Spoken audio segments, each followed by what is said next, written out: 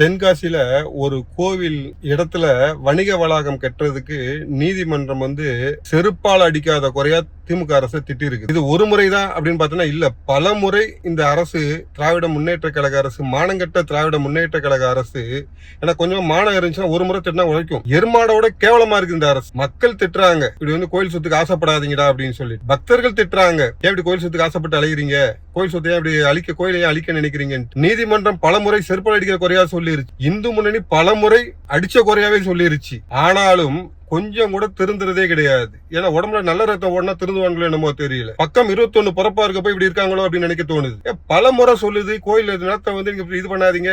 இந்த முறை நீதிமன்றம் பாருங்க செம்ம தெளிவா சொல்லுது. இந்து அறநிலைத்துறை ஒண்ணு ப்ராப்பர்ட்டி டெவலப்பர்ஸ் கிடையாது. எங்க இடம் காலியா இருக்காங்கலாம் நான் இது பண்ண போறேன், அப்படி நாட்டை போட போறேன்றதுக்கு. அப்ப இவ்வளவு கேவலமா திட்டினதுக்கு அப்புறமும் இந்த அரசாங்கம் அதை எருமாட்டு மேல பெஞ்ச மலை மாதிரி போயிட்டே இருந்துச்சு. என்ன அர்த்தம் அப்படின்னா, அவருடைய நோக்கம் தெளிவா இருக்கு. இந்து கோயில்களை எந்த விதத்திலாவது அழிக்க வேண்டும், இந்துக்களை எந்த விதத்திலாவது துன்புறுத்த வேண்டும், இந்து மதத்தை எந்த விதத்திலாவது இல்லாம பண்ணிடணும். அதுக்காக தான் இவங்க திட்டம் போட்டுட்டு, மக்கள் திட்டினாலும் கவலை கிடையாது, நீதிமன்றம் செருப்பால் அடிச்சாலும் கவலை கிடையாது, இந்து மணி கழிவுகளை ஊத்தினாலும் கவலை கிடையாது, எவன் என்ன பண்ணாலும் சரி, நான் என்னோட வேலை என்ன, இந்து மதத்தை அழிப்பது. எனக்கு கிறிஸ்தவ மேல இருந்து பிச்சை போட்டவனுங்க அதான் சொல்லியிருக்காங்க, ஆட்சியில் இருக்க ஏதாவது அழிச்சிட்டு போயிடுறா அப்படின்னு சொல்லிட்டு, அதை நான் தொடர்ந்து செய்வேன் அப்படின்னு தான் செஞ்சுட்டு இருக்காங்க இந்த தமிழக பஞ்சாயத்துக்கு முதல்வர் இங்க. ஏன்னா சொல்ல, இந்த நல்ல மாட்டுக்கு ஒரு சூடும்பாங்க, இந்த மாட்டுக்கு எத்தனை சூடு பட்டாலும் திருந்த மாட்டேங்குது. பல முறை பல பேர் சொல்லிட்டாங்க.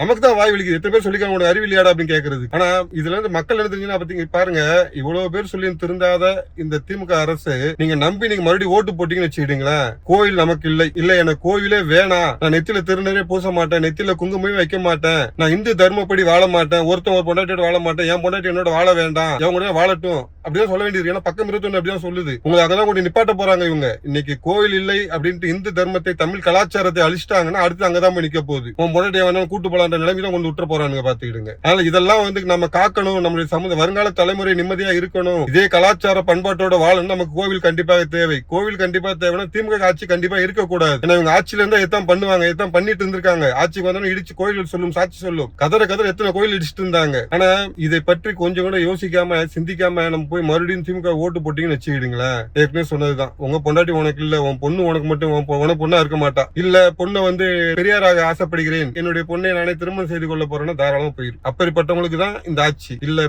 பொண்ணை நான் அடுத்த கல்யாணம் கண்ணியத்தோட வாழ வைக்கணும், மனைவியோட கண்ணியமா வாழணும் அப்படின்னு நினைச்சா இன்னொரு முறை திமுக ஓட்டு போற பத்தி சிந்திக்காதீங்க. ஏன்னா திமுக மறுபடியும் இவ்வளவு பேர் சொல்லி கேட்காத இந்த அரசாங்கம் யார் சொல்லி கேட்டுற போது. அதனால இதை மறுபடியும் நம்பாதீங்க, மறுபடியும் நம்பி ஓட்டு கிட்டு போட்டு தொலைக்காதீங்க. நீங்க போட்டு நாங்க உட்காந்து கதற வேண்டியதா இருக்கு. உட்காந்து நீங்க ஓட்டு போட்டு போயிருங்க, அப்பாவி பெண்கள் கண்ணீரிட்டு கதறாங்க. இதை பாருங்க, நேத்து கூட ஒரு கொலைகள் இல்லாத நாள் கிடையாது, கொள்ளைகள் இல்லாத நாள் கிடையாது, கஞ்சா கடத்தாத நாள் கிடையாது.